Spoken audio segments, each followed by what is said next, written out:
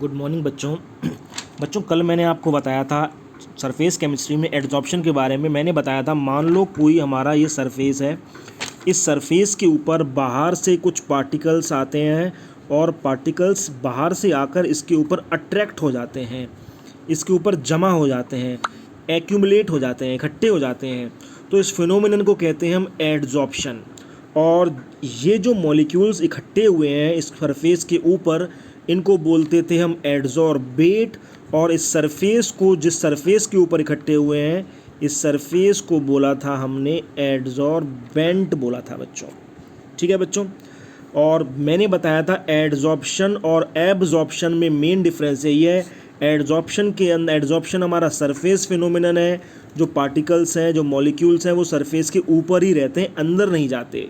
जबकि एब्जॉर्प्शन हमारा यूनिफॉर्म होता है थ्रू आउट द बॉडी, और उसके अंदर मॉलिक्यूल्स पेनिट्रेट कर जाते हैं, अंदर चले जाते हैं बॉडी के। ये दोनों में बेसिक डिफरेंस था एडजॉर्प्शन और एब्जॉर्प्शन में।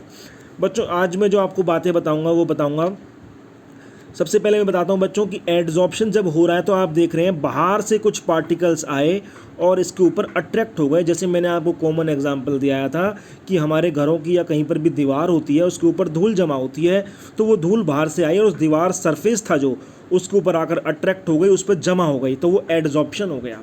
इसका मतलब दोनों के बीच में, मतलब सरफेस के बीच में, ये सरफेस और ये सरफेस हमारा, और इन पार्टिकल्स के बीच में क्या है, अट्रैक्शन है।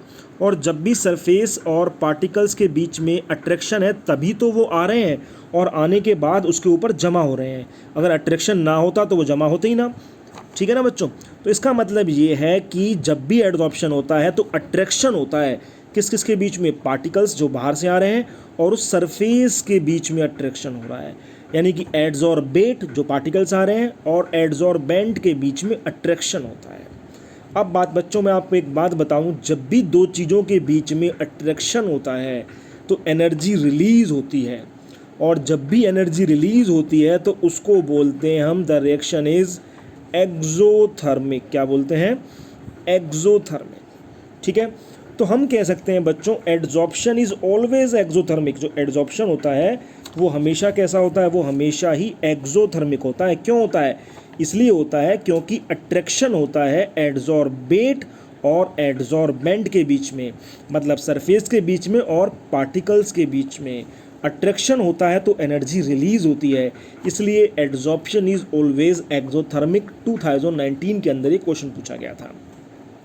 तो बच्चों मैंने आपको यही बताया है शुरुआत में, सबसे पहले नोट में, कि जो आप देख सकते हैं कि adsorption is always exothermic because there is force of attraction between the adsorbate and adsorbent. क्योंकि एडजॉर्बेट और एडजॉर्बेंट के बीच में फोर्स ऑफ अट्रैक्शन है, इसलिए एडजॉर्प्शन इज एक्सोथर्मिक। मतलब अब बच्चों हमारा एडजॉर्प्शन जो होता है वो दो प्रकार का होता है, दो टाइप होती हैं उसकी। There are two type of adsorptions, one is physical adsorption and one another is chemical adsorption. एक तो फिजिकल एडजॉर्प्शन होता है, केमिकल एडजॉर्प्शन होता है। अब बच्चों मैं आपको इसका कॉमन सा एग्जांपल देता हूँ अपनी डेली लाइफ से।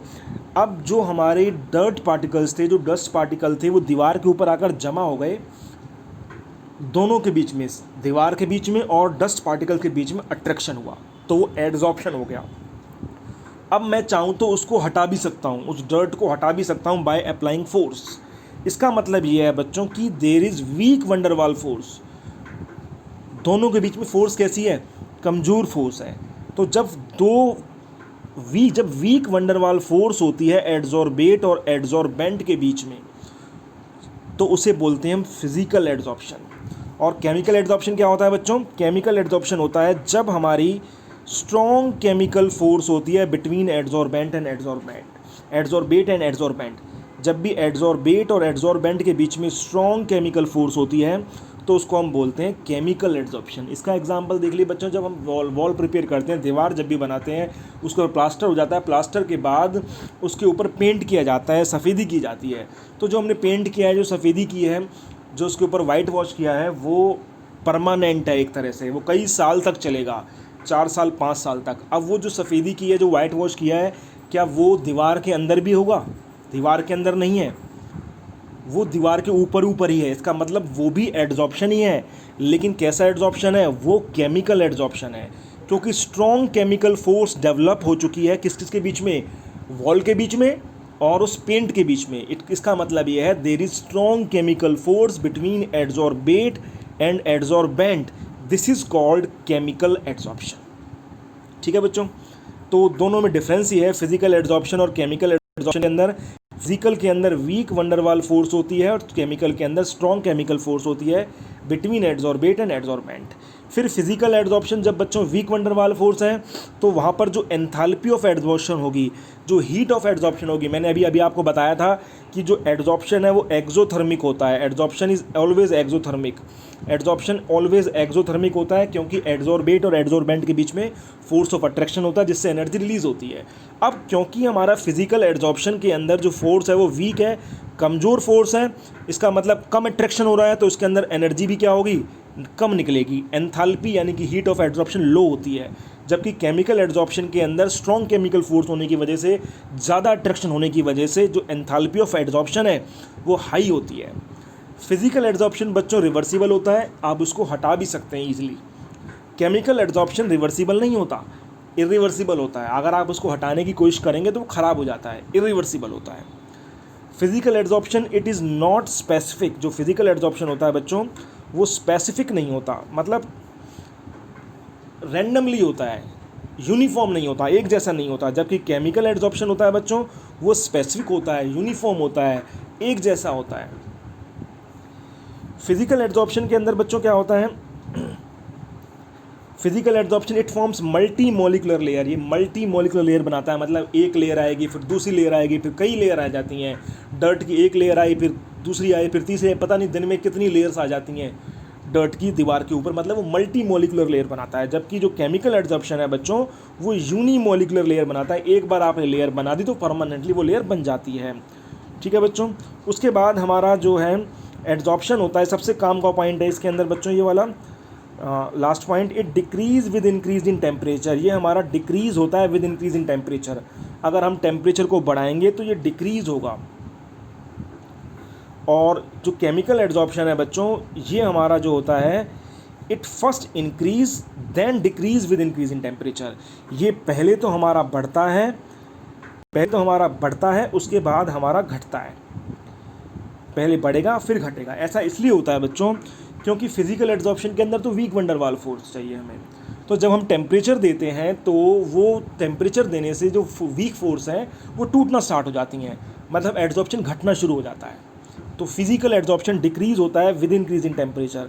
जबकि जो केमिकल एडजॉर्प्शन होता है बच्चों उसके अंदर क्या होता है, क्योंकि केमिकल फोर्स बन रही है, स्ट्रॉन्ग केमिकल बॉन्ड बन रहा है, और केमिकल बॉन्ड बनाने के लिए हमें ज़रूरत होती है एक्टिवेशन एनर्जी की। तो शुरुआत में तो जो आप हीट एनर्जी देंगे बच्चों वो यूज़ होगी in the form of activation energy, और जब उनके बीच में बॉन्ड बन जाएगा तो वही एनर्जी जो आप बाहर से दे रहे हैं वो उसको बॉन्ड को तोड़ना शुरू कर देगी। मतलब पहले तो इंक्रीज़ होगा और उसके बाद डिक्रीज़ होगा। It first increase with increase in temperature and then decrease with increase in temperature. जैसे तो ग्राफिकली आप देख सकते हैं बच्चों, ये मैंने ग्राफ प्लॉट किया है, ये हमारा x बाई एम है। x बाई एम का मतलब amount of adsorption, amount of adsorption को आप x बाई एम से रिप्रेजेंट करते हैं, और ये हमारा टेम्परेचर है। तो फिजिकल एडजॉर्प्शन कर्व ऐसे आता है, मतलब अगर मैं टेम्परेचर इधर कर रहा हूँ, कम कर रहा हूँ तो ये ऊपर चढ़ रहा है, मतलब घट रहा है। अगर मैं इधर चल रहा हूँ, टेम्परेचर बढ़ा रहा हूँ तो ये नीचे की तरफ आ रहा है ग्राफ, मतलब फिजिकल एडजॉर्प्शन डिक्रीज होता है विद इंक्रीज इन टेम्परेचर। और जबकि जो केमिकल एडजॉर्प्शन आप देख सकते हैं बच्चों, पहले तो ऐसे जा रहा है, ऊपर जा रहा है और फिर नीचे आ रहा है, मतलब केमिकल एडजॉर्प्शन पहले इंक्रीज होता है फिर डिक्रीज होता है विद इंक्रीज इन टेम्परेचर। ठीक है बच्चों, उसके बाद बच्चों हमारा जो टॉपिक है वो है factors affecting adsorption of A gas on solid. मतलब कोई हमारा जो सरफेस है वो सॉलिड सरफेस है और उसके ऊपर हम एडजॉर्ब कराने जा रहे हैं किसी गैस को, तो वो कौन कौन से फैक्टर है जिन पर डिपेंड करेगा। पहला बच्चों हमारा पहला टॉपिक है नेचर ऑफ सरफेस। सरफेस पे डिपेंड करेगा। On highly porous rough surfaces there is greater adsorption. मतलब जो सरफेस होता है अगर बच्चों ज़्यादा खुरदरा हो, मतलब रफ़ हो, हाईली पोरस हो, मतलब उसके अंदर छेद हो, तो उसके ऊपर एडजॉर्प्शन कराना, उसके ऊपर किसी चीज़ को जमाना, रिटेन कराना, मेंटेन कराना ज़्यादा इजी होता है। क्यों होता है ईजी? इसलिए होता है क्योंकि उन पार्टिकल्स को, जो मॉलिक्यूल्स को जो बाहर से आ रहे हैं, उनको जगह मिल जाती है वहाँ पर स्टे करने की। इसलिए अगर हमारा रफ सरफेस होगा, रफ सरफेस के ऊपर, पोरस सरफेस के ऊपर ज़्यादा एड्जॉर्प्शन होता है। दूसरा सिंपल सा है बच्चों, surface area of adsorbent. Adsorbent मतलब जिसके ऊपर एड्जॉर्प्शन हो रहा है, जिस सरफेस पर जितना ज़्यादा सरफेस एरिया होगा, बहुत सिंपल सी बात है, उतना ही ज़्यादा एड्जॉर्प्शन होगा। जितना बड़ा सरफेस होगा उतना ही ज़्यादा एड्जॉर्प्शन होगा। तीसरा हमारा नेचर ऑफ गैस, जो गैस एड्जॉर्ब हो रही है। अब बच्चों आप एक बात नोटिस करो कि किसी भी गैस को एड्जॉर्ब कराना ईजी होगा या लिक्विड को एड्जॉर्ब कराना ईजी होगा? बहुत सिंपल सी बात है, लिक्विड को एड्जॉर्ब कराना इजी होगा, क्योंकि गैस की टेंडेंसी तो होती है ऊपर इवॉल्व होने की, ऊपर इवेपोरेट होने की, उड़ने की टेंडेंसी होती है। तो किसी भी गैस की बजाय किसी भी लिक्विड को एड्जॉर्ब कराना किसी भी सरफेस पे ज़्यादा आसान होता है। तो हम ये कह सकते हैं कि जिस गैस को लिक्विड में कन्वर्ट करना ईजी होता है, the gas which can be converted into liquid easily, वो जल्दी एड्जॉर्ब होती है। और किसी भी गैस का लिक्विड में कन्वर्ट कराना डिपेंड करता है क्रिटिकल टेम्परेचर पर। जितना ज़्यादा क्रिटिकल टेम्परेचर होगा उतना ही आसान होता है किसी भी गैस को लिक्विड में कन्वर्ट कराना, और उतना ही आसान होता है उस गैस का एड्जॉर्प्शन। ठीक है बच्चों। चौथी बात, प्रेशर। प्रेशर बच्चों आप सिंपल सी बात है, अगर किसी गैस के ऊपर आप प्रेशर लगाएंगे तो वो जल्दी एड्जॉर्ब होगी, क्योंकि गैस की टेंडेंसी तो उड़ने की होती है और हमें किसी सरफेस के ऊपर लेके आना है, तो जितना ज़्यादा प्रेशर हम लगाएंगे उतनी जल्दी वो एड्जॉर्ब होगी। और पांचवा पॉइंट बच्चों हमारा टेम्परेचर। ये मैं आपको बता चुका हूँ अभी लास्ट में कि फिजिकल एड्जॉर्प्शन तो डिक्रीज होता है विद इंक्रीज इन टेम्परेचर, जो आप खुद लिख लेना, और chemical adsorption first increase and then decrease with increase in temperature. ठीक है बच्चों, ये हमारे आज के टॉपिक हैं। अच्छा बच्चों, अगर इसके अंदर आपको कोई समस्या आती है, कोई प्रॉब्लम आती है, चैप्टर हमारा थ्योरेटिकल चैप्टर है, इसके अंदर कोई